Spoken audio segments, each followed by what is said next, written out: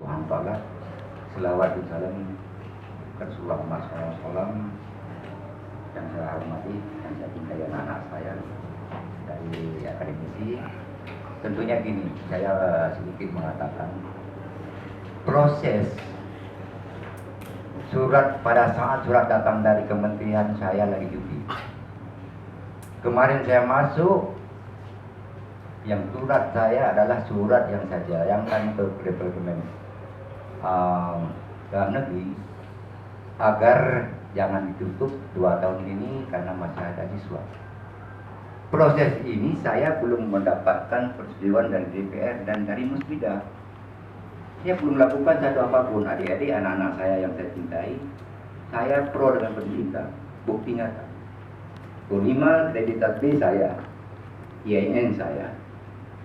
Saya yang tidak mau masalah ini kan nggak ditutup.